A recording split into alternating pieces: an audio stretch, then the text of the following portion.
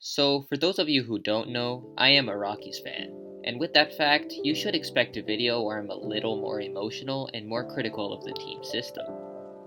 Though I will be trying to keep my personal opinions out of this as much as possible, keeping this in mostly the same format as the other videos.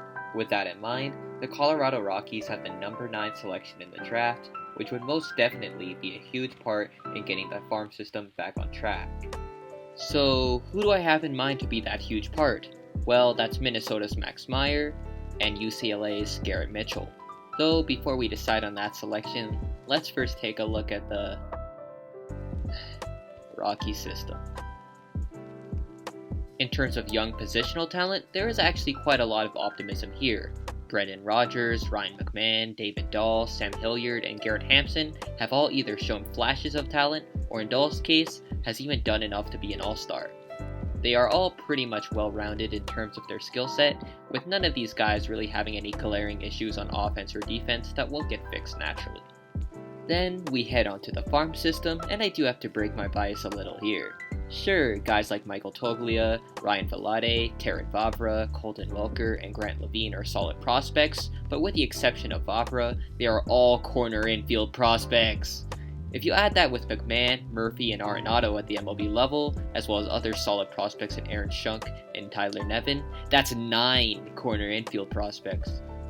Now, normally for most teams this wouldn't be a problem, as they could always find trades to spread out their talent more positionally, or upgrade at the MLB level. Though the Rockies essentially never make any trades, so we can assume that this isn't gonna happen. That obviously takes infielders out of the running, and shows that there is a little bit of need for outfield talent where Mitchell is a candidate. Though I also named Meyer, so how about the pitching? Also a little questionable. At the MLB level, Kyle Freeland, Antonio Senzatella, and Peter Lambert qualify as young MLB talent that could mean something long-term. Prospect-wise, and it's very troubling in terms of top-tier starting talent, with only Ryan Rollison being that guy. Maybe down the road you could also see Helker Olivares join Ryan Rollison, although he'll have to prove a lot before he's really considered at the same level.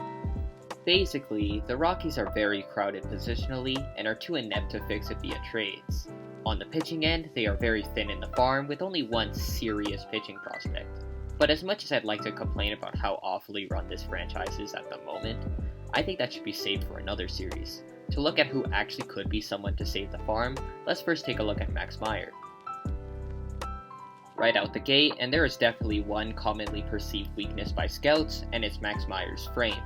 He's a pretty small guy standing at 6 feet and 185 pounds, which may be alarming to some. Personally, I don't necessarily see this as a problem, as there have been pitchers who have worked out just fine despite their frame, notably Pedro Martinez and Tim Lincecum. If you get past the size issues, then you have a much more exciting prospect to look at. Meyer works with a fastball that ranges from 93 to 97 miles per hour, and can even reach back to get to triple digits at times. With this elite fastball comes a just as elite slider, which is thrown at a 87 to 91 mile per hour range, and considered the best slider in the draft. He also possesses a changeup, which isn't quite at the level of the fastball and the slider, but still a solid pitch he can go to at times. Yet, with all of these hard pitches, he also does a great job preventing injuries for himself, having a fluid, repeatable delivery that will kill his arm like the prior mentioned Lincecum, so you don't have to worry about that. One thing before moving on to statistics, and it's that Meyer does have a little bit of experience as a hitter. Although he's absolutely more so a pitcher than a hitter, he did play consistently as a DH for Minnesota, and assuming that the DH won't get adopted long-term into the NL, that's going to be a nice cherry on top for an NL team like the Rockies. With all of his skillful pitches, it really shows within his ERA and WHIP. As a freshman, he logged a 2.27 ERA with a WHIP of .870, though he did this as a reliever, so it's probably wise to look at his starting stats. His sophomore year is where he became a starting pitcher and pitched to a just as great 2.11 ERA with a 1.017 WHIP. Before his junior year got cancelled, he was pitching to an even better 1.95 ERA with a .831 WHIP. Those stats are pretty damn good, although the per 9 stats often provide more insight into a pitcher. In his sophomore year, he had a 6.8 hits per 9, a .6 home runs per 9, a 2.3 walks per 9, and a 10.2 strikeouts per 9. Moving on to his junior year, and some things vary, but still remain solid numbers. He pitched to a 4.9 hits per 9, a .7 home runs per 9, a 2.6 walks per 9, and a 15 strikeouts per 9. And despite all of these numbers, fellow pitchers Emerson Hancock and Asa Lacy somehow do better, which is why someone this good can fall to us at number 9, and could be a system savior. Though, what about Garrett Mitchell? Now, if you were alarmed at Max Meyer's frame when I talked about it earlier, you'll absolutely love Garrett Mitchell. Standing at 6'3" and 204 pounds, he most certainly has an athletic build. Though, if you're thinking that his build is the only thing that he has going for him, you'd be mistaken. Garrett Mitchell pretty much shows potential at all 5 tools. Sporting a 70 grade speed according to MLB Pipeline, he earns this by his ability to cover a lot of ground in center field, as well as having a career 76% stolen base percentage during his time in the NCAA. To add on to the fielding I said earlier, although he is currently an average center fielder, his speed and athleticism gives him a high ceiling to develop into an above-average defender as he reaches the big leagues.